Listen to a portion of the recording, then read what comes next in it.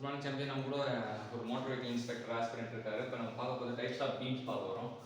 So beams வந்து எத்தனை வகைப்படும்னா ரெண்டு வகைப்படும். ஒன்று statically determinate beam, statically determinate beam. இன்னொன்று ஸ்டாட்டிக்கலி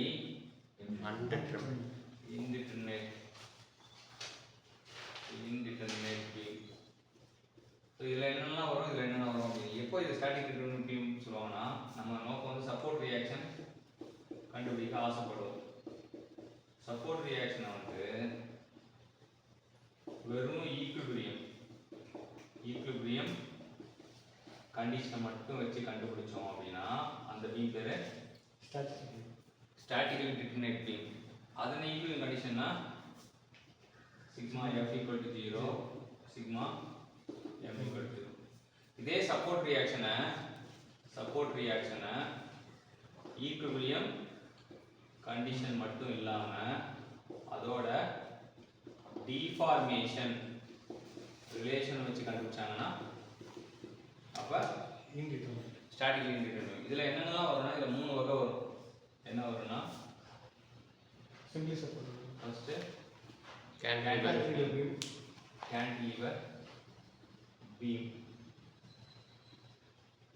ரெண்டாவது simply supported beam, மூணாவது overhanging beam.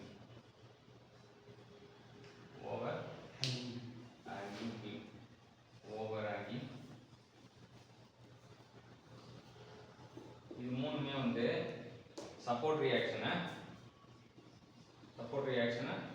ஈக்குலிபிரியம் கண்டிஷன் வச்சு கண்டுபிடிக்கலாம். நம்ம நோக்கமே வந்து பீம் வந்து சப்போர்ட் ரியாக்ஷனை கண்டுபிடிக்கிறது தான்.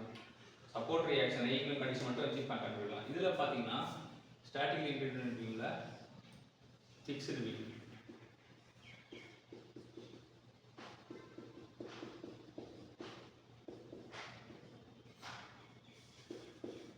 அப்புறம் கண்டினியூஸ் பீம்,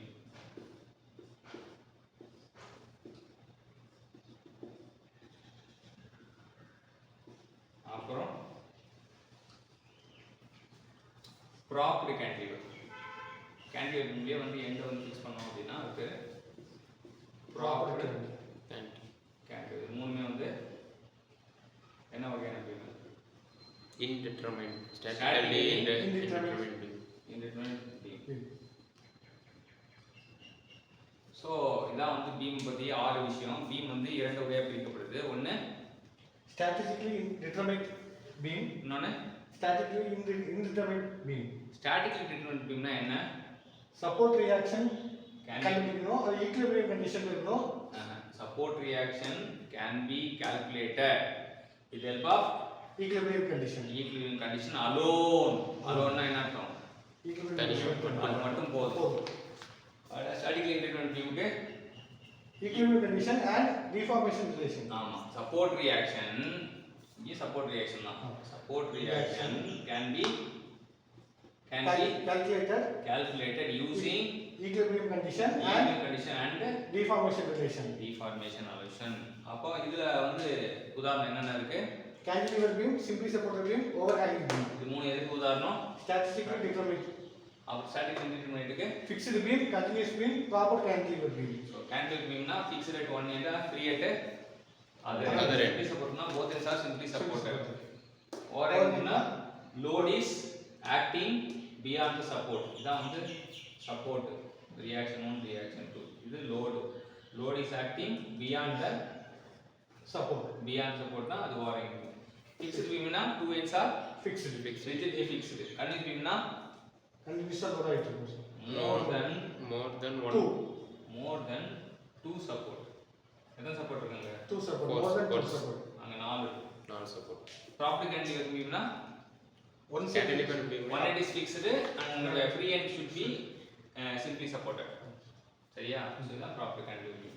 ஸோ இன்னைக்கு என்ன பார்த்தோம்னா 6 டைப் ஆஃப் பீம் பார்த்தோம். 6 டைப் ஆஃப் பீம் கற்றுக் கொடுத்த மோட்டார் இன்ஸ்பெக்டர் ஆஸ்பிரண்ட்டுக்கு மகேஷ்க்கு தேங்க்யூ ஸோ மச்.